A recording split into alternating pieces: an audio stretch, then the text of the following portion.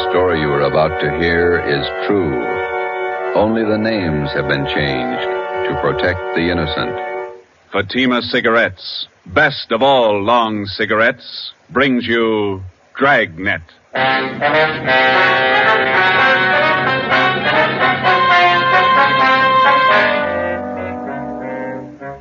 You're a detective sergeant.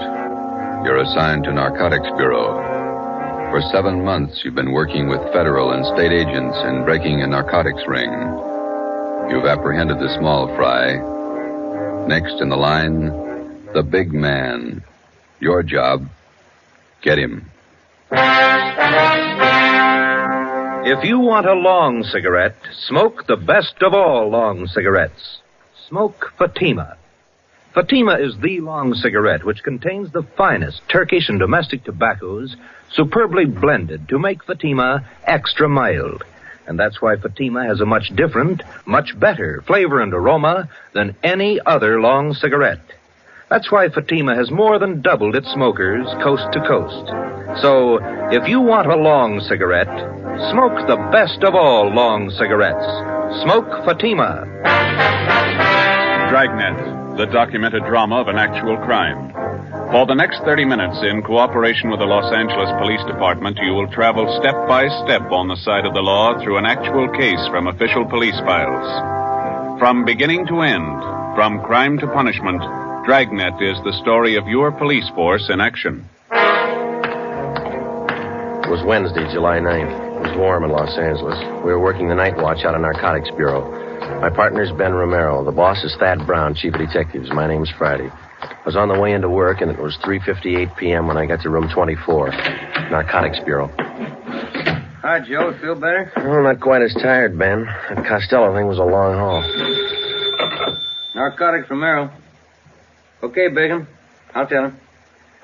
Meeting's in 5 minutes. Chief Brown's office. Okay, I want to pick up my stuff from the captain first. Hi, Skipper. Come on in. You look a little better, Friday. Get some rest? Yeah, a couple of good meals. That's the trouble with the Flats gang. They never knew where to eat. Sit down, Joe. I want to talk to you. We got a couple of minutes before the meeting. You'll probably be getting this all up and down the line from here in. Just want to let you know that we think you and all the men in the operation did a fine job. My part wasn't much. You did more than I did. Oh, we all worked, but you had the dirty end of it. Good job. Here's your equipment. You'll need it now. Oh, yeah, thanks. Badge, your ID cards, your gun. 6 shells, that's all of it, huh? Mm-hmm. That's it, thank you. You're back at it. Yep. Here's one for you. Look at this. What's that you got? Mug shot of a girl picked up in a narcotics raid last night. Oh, a pretty girl. Long blonde hair, beautiful eye. She looks young. High school girl? She was when that picture was taken, 1947. She was 16. Here, look at this one. Yeah, same girl. Yeah, that's the way she looked at 11:30 last night when we picked her up. She looks 50. 19 years old. 3 years on heroin. She might as well be dead. She is. 8 o'clock this morning. Let's go. It's time for the meeting. You just looked at the best reason I know of for getting Belmont. She get her stuff from Belmont? Costello was pushing to her. He got his stuff from Belmont. They all... Well, let's go. Why would you? Anybody brief you on the Costello interview, Joe? No, not yet. Chief Brown will fill you in. Here we are.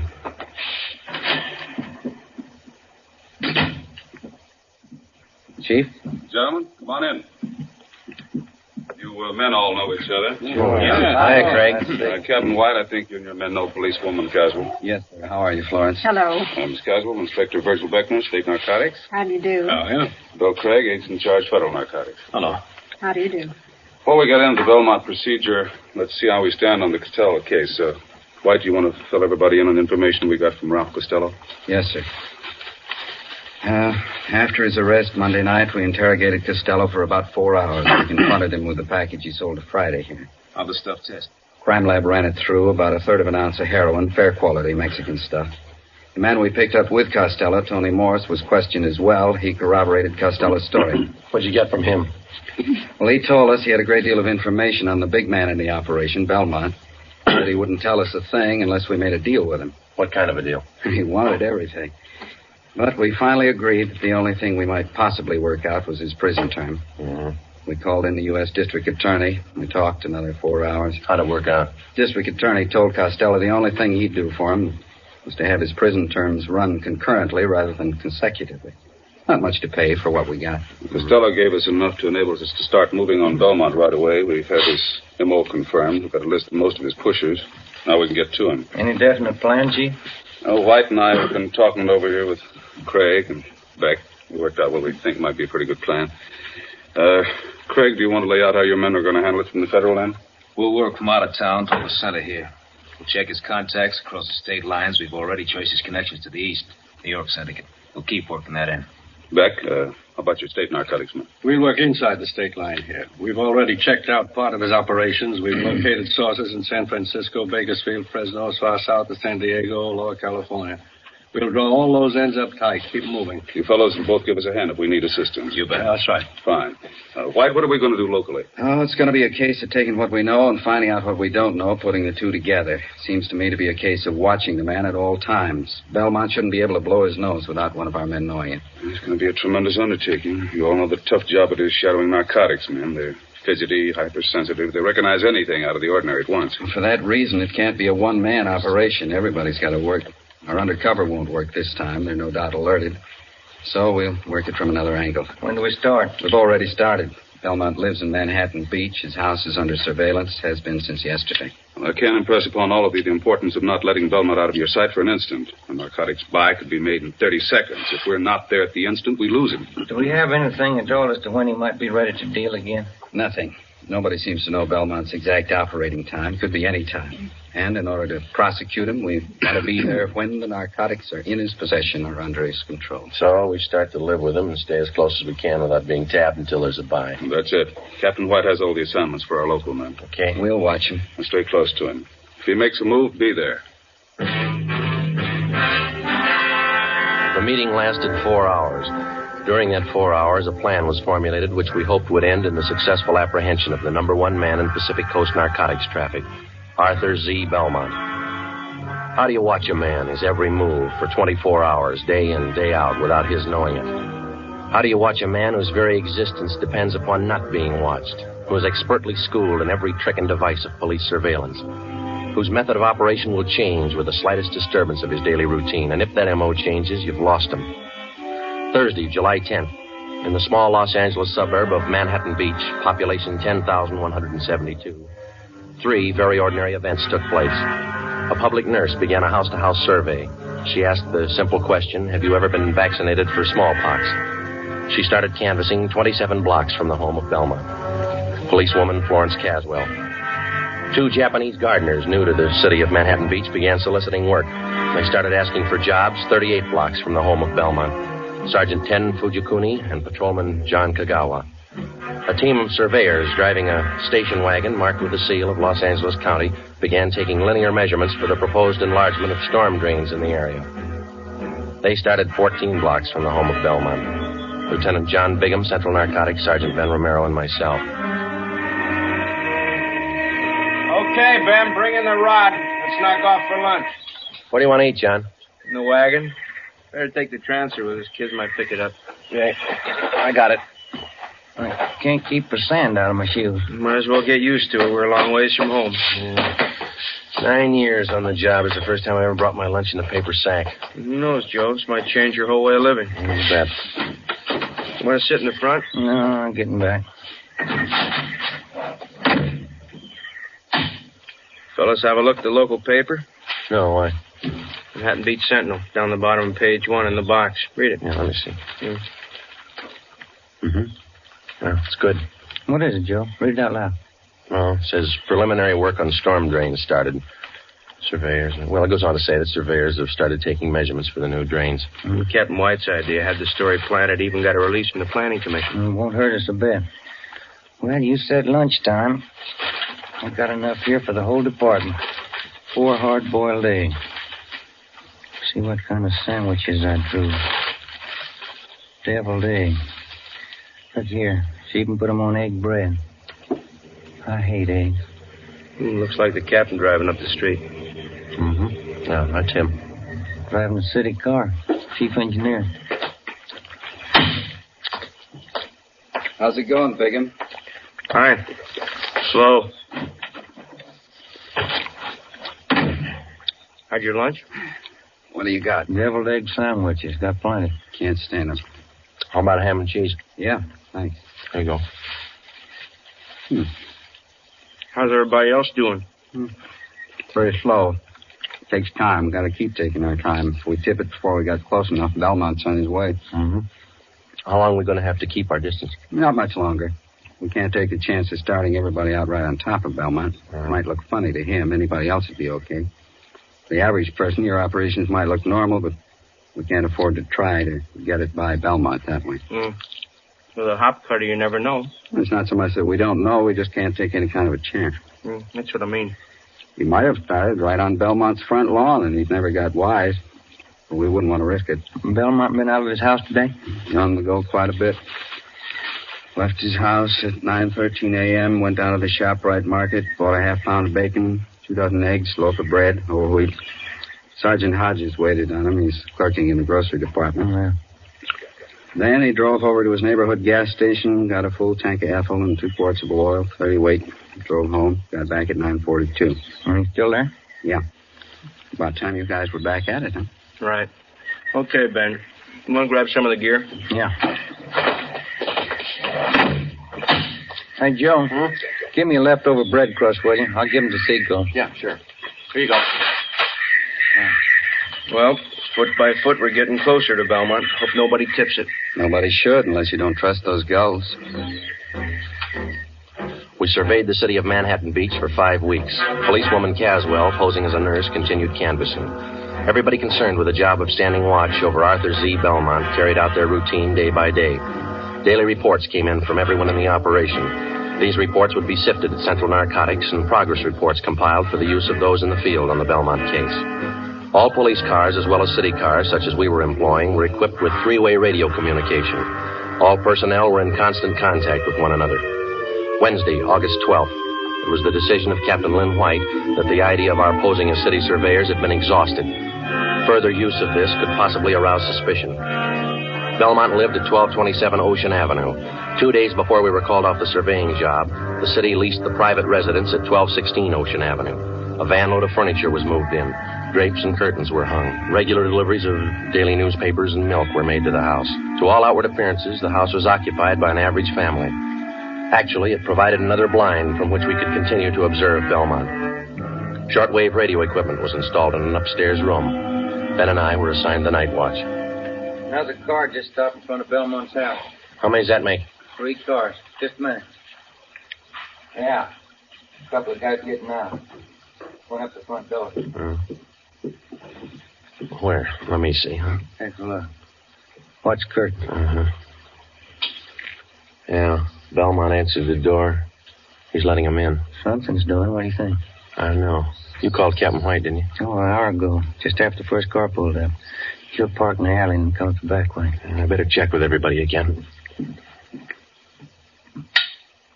This portable seemed to warm up slower than our car radio. About the same.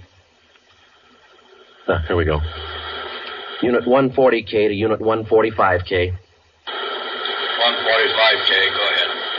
Just checking. Your location the same? That's right, Ocean Clipper. We got 3 cars to cover now. Stand by. Roger. Unit 140K to 143K. 143K, we got it. Standing by. Location still good? Same. Be talking to you. Stand by. 140K to 149K. 149K, go ahead. Stay put. We got 3 cars now. Yeah, we heard. Still the same spot. Standing by. Roger. Captain just pulled into the alley, Joe. Good. Belmont's porch light just went out. Mm-hmm. Let's see. 3 guys came in the first car, 2 in the second, 2 in the third. Is that right? Yeah, 7 all told. 8 counting Belmont. Maybe he's running for office. Joe, Ben, any changes since you called me? Another car. Mm-hmm. Anybody you know? It's too dark to see their faces. Uh-huh. Dodge Coupe, gray, black packet sedan, green Chevy. That might be for me. I told the office they could reach me, yeah. White.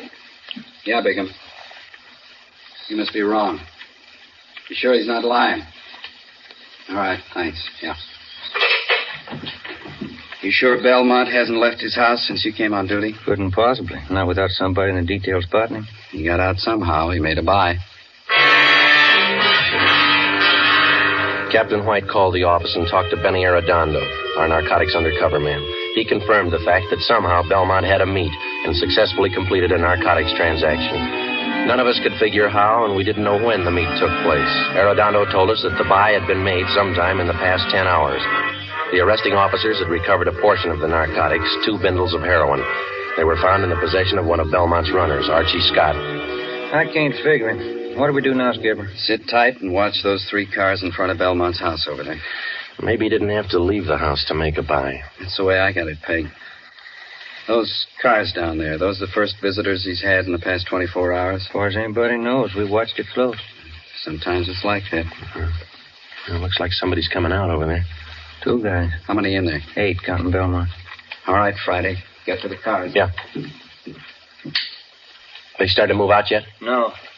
5, 6, 7. That's all of them. They're heading for the car. Yeah. Looks like a 3-way switch. We'll see when they start to move out. Attention, all units and special details. Stand by. Here's the license numbers, Joe. Oh, good. I need those. Thanks. Green Chevy's headed south. Black Packard's going north. So's a Dodge Coupe. Uh-huh. Dodge turned left at the corner. It's headed east now. Got it. 140K to all units and special detail. Unit 149K. 149K, go ahead. 1946 green Chevrolet sedan, license 61 William 852, headed south on Ocean. Roger. Unit 145K. 145K, go ahead. 1947 gray Dodge Coupe, license 1 X-ray 1898, headed east on Clipper Street. Roger. 143K, come in. 143K, yep. 1939 black Packard sedan, license 6 Mary 6778, headed north on Ocean. Roger. Got him spotted. Could be a dry run. Couldn't afford to chance it either way. Nothing to do now but wait it out. That's right, and pray for rain.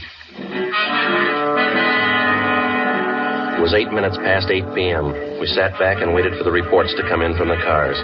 At 8:25 p.m., 17 minutes after the alert was broadcast, Unit 149K reported in on the gray Chevrolet sedan. The car and its occupants were thoroughly searched. No trace of narcotics was found. 8:42 p.m., 34 minutes after the alert. Unit 143K to 140K.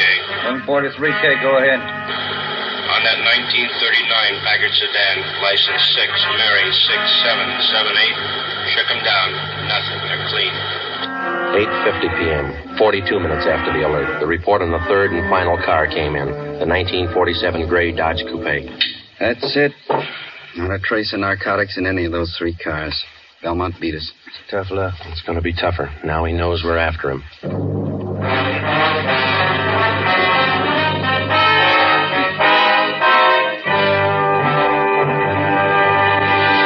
You are listening to Dragnet, authentic stories of your police force in action.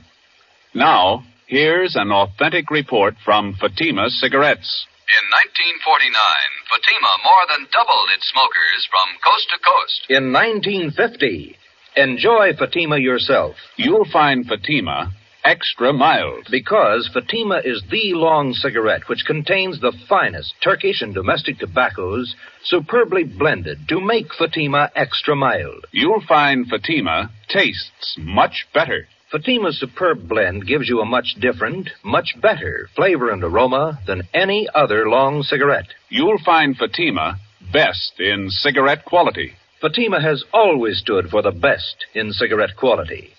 For a new year of greater smoking enjoyment, buy Fatima in the appealing golden yellow package. You will agree, Fatima is the best of all long cigarettes. The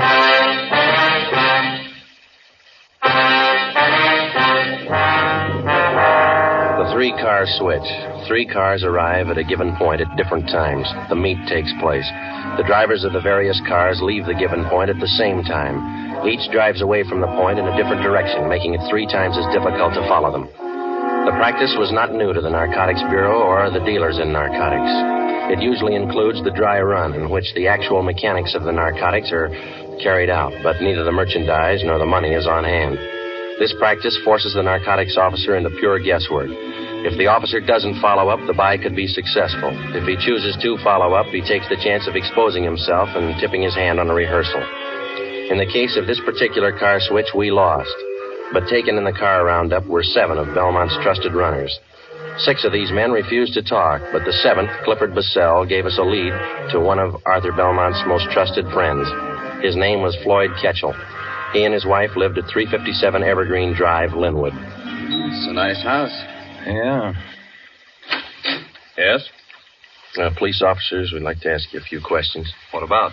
Well, as you probably know, there's been a series of burglaries here in your neighborhood. No, I didn't know. Oh, yes, quite a few. Would you mind if we came in and talked to you about it? I don't know anything about any robberies around here.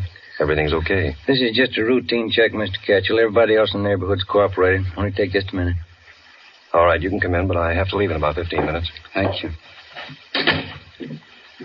Well, you have a nice place here, Mr. Ketchel. Yes. Now, what was it you wanted me to help you with? You know a man by the name of Clifford Bissell? No. How about Arthur Z. Belmont? Who? Arthur Z. Belmont. Bissell says you and Belmont are good friends.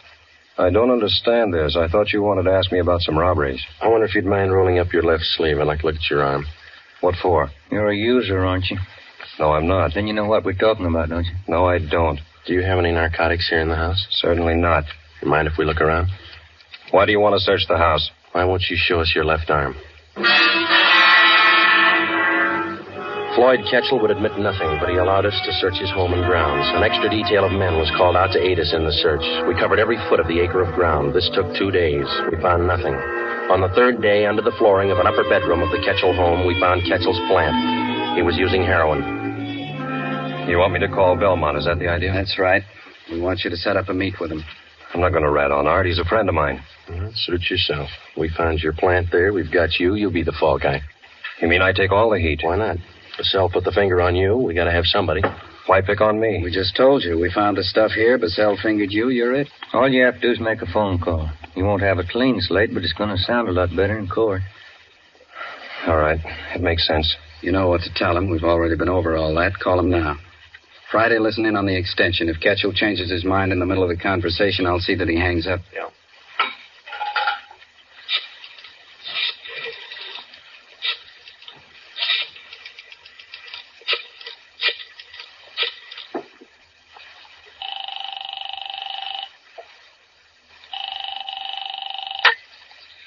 Hello?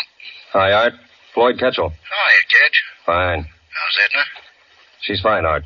Say, I got a friend on his way to Honolulu. Uh-huh. He wants to take a little package along. Gotta have it. You know him? Is he okay? Yeah. Old friend. You sure?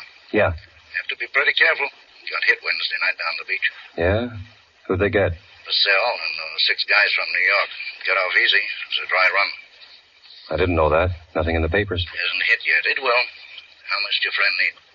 Going to be in the islands for quite a while, so there's a couple ounces should do it. You got the money now? He's good. Can you swing it tonight? Boat leaves from San Francisco day after tomorrow. Hasn't got much time, has he? Okay, you want to pick it up? Yeah. All right if I bring him along? I want you to meet him. Good customer. If you're sure about him, yeah. 8:30 at the store. We'll be there, Art. 1,100 cash. Yeah. Better be okay, kid. He is. Better be. I had one dry run this week. I can have another.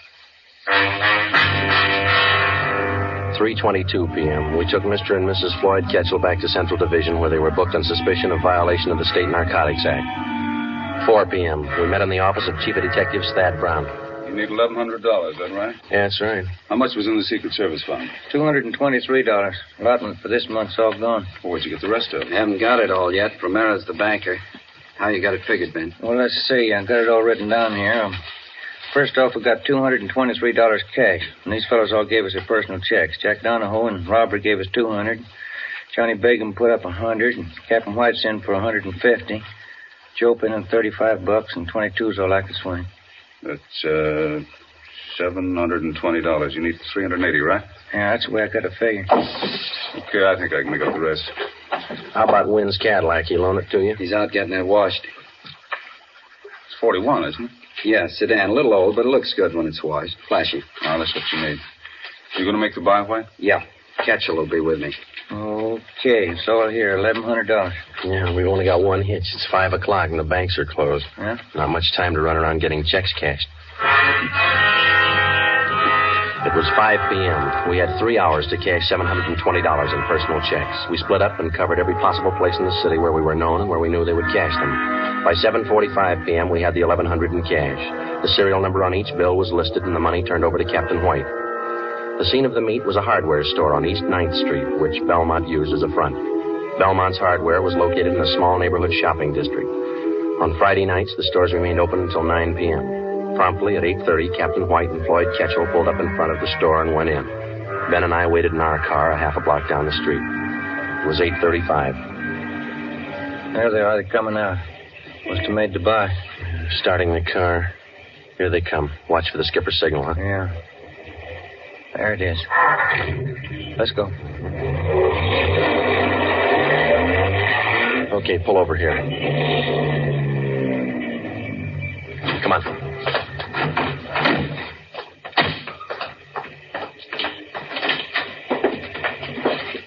There's a clerk back there. You see Belmont? No. Yes, sir. Can I help you? Mr. Belmont around? No, sir. He just stepped out. You sure? Yes, sir. He went out the back door not a minute ago. Bigham and Cassidy are out there, aren't they? Yeah, he won't go for it. Oh, there's Mr. Belmont. Mr. Belmont, these gentlemen want to see you. Running up the stairs to the mezzanine. Come on. All right, Belmont. Wait a minute. What's that barrel? Watch it. Look out! Pushing that barrel down the stairs. All right. Let's go. Come on. There he is. He's trying to reach that skylight. Belmont, get on. You'll never make it. Slipping, Joe. Belmont!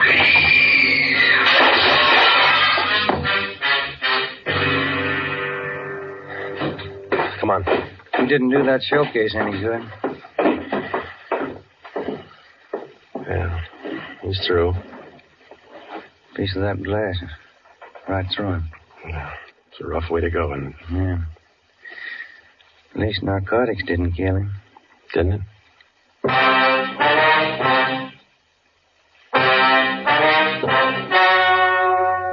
The story you have just heard was true. Only the names were changed to protect the innocent. On December 10th, 1948, trial was held in Superior Court, Department 87, City and County of Los Angeles, State of California. In a moment, the results of that trial. It's amazing how many long cigarette smokers are changing to Fatima. Here is the actual report. From coast to coast, Fatima has more than doubled its smokers. Yes, more and more smokers every day are discovering that Fatima is the best of all long cigarettes. Smokers find Fatima has a much different, much better flavor and aroma than any other long cigarette. They find that Fatima is extra mild because it's the long cigarette which contains the finest Turkish and domestic tobaccos superbly blended to make it extra mild. Enjoy extra mild Fatima yourself.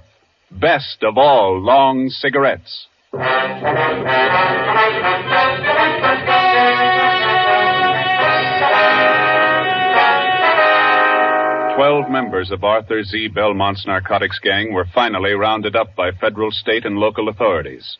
All 12 were tried and convicted of violating the Harrison Act and the State Narcotics Act.